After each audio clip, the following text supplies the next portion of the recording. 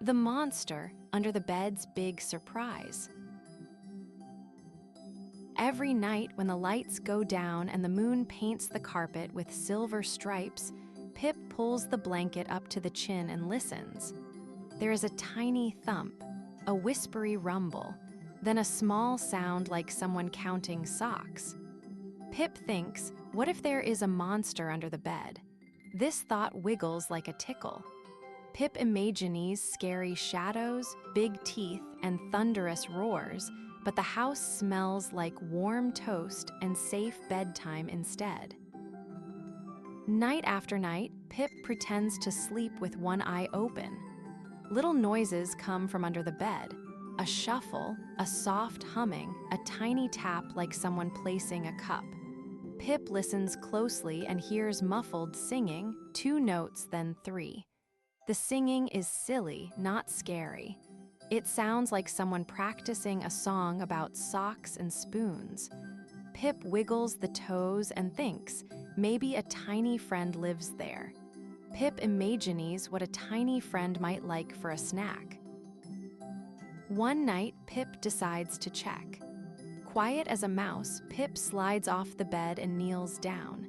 The air smells like warm cinnamon and clean laundry. Pip leans closer and whispers, "Hello?" The whisper returns in a soft echo, "Hello, Pip." A tiny face with twinkling eyes peeks from the dark. It is not teethy or scary.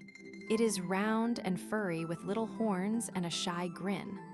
The monster says its name in a small voice, "I am Muffin." Muffin waves a sticky paw and holds a tiny paper hat. Muffin is not a scary monster at all. Muffin tiptoes in socks and collects lost things, single socks, toy spoons, tiny paper crowns. Muffin hums softly and arranges treasures on a little mat under the bed. Pip giggles. Muffin's favorite game is making a missing sock parade. Each sock gets its own drum roll and little bow. Muffin lines them up, polishes them with a puff of giggle sneeze, and gives them names like Mr. Stripe and Twinkle Toes. Pip claps so softly the moon giggles. Muffin loves parties. Tiny, quiet parties with cozy blankets and crumb-sized cakes. Muffin practices party songs all night, trying out silly words and funny drum beats with an old bottle cap. Pip listens to Muffin's careful practice and learns the chorus. Clap your paws, clap your toes, twirl your hat, and wiggle your nose. Muffin bows to an imaginary audience and blushes blue. Sometimes Muffin forgets to be quiet, and Pip laughs so hard the room shakes like a giggling jelly. Pip decides to help with the big surprise. SHHH, Pip whispers and reaches into the toy box for a paper hat. Together, they fold tiny hats from the last page of a storybook. Muffin giggles and ties a tiny ribbon around a sock. The 2 of them color a banner with crayon stars and hang it on a string made of floss. Muffin makes a list: 1 hat, 1 sock stage, 1 soft drum, and 1 guest, Pip. Pip feels brave and excited, heart thumping like a little frog. The next night, Muffin whispers that the big surprise will happen when the clock shows sleepy 12. Pip pretends to snore with great gusto and waits. Muffin scurries. Soft feet patter on the floor, tiny lamps flicker, and the banner floats up like a shy cloud. Then Muffin taps Pip's foot. Now, Pip blinks and sees the room gently glow. Little cookie crumbs are arranged into a heart, the striped sock is on a tiny pedestal, and a paper hat sits on Teddy Bear's head. Pip feels warm all over. Suddenly, Muffin begins the party song with the practiced chorus. Pip claps paws and toes, well, hands and toes.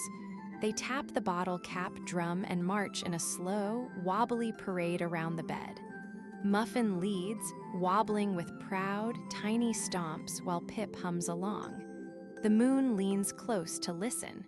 Even Teddy Bear bounces his stitched knee. Outside, the color of the night seems to hum along in soft blues and sleepy pinks. The room feels like a giggle wrapped in a blanket. At the end of the parade, Muffin presents the biggest surprise of all. Muffin hands Pip a tiny box tied with a crumbly ribbon. Inside is the missing sock, clean, starry, and smiling as if it had been on a very good trip. Pip blinks and hugs the sock to the chest. Muffin says, "I found it on the laundry line road." Pip laughs and thanks Muffin with the biggest, slobbery hug a tiny person can give. Muffin blushes teal and giggles until the giggles turn to sleepy yawns. Morning comes with a gentle tippy-tap of sunlight. Pip wakes with a smile and sees the banner drooping like a sleepy flower and the tiny hats in a cozy pile. The sock sits proudly on the bedside table. Pip tells the family about the monster under the bed.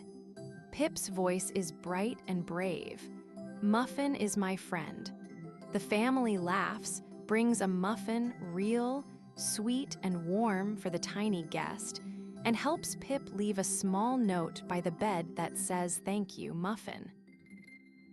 Muffin peeks out one last time, shy and proud.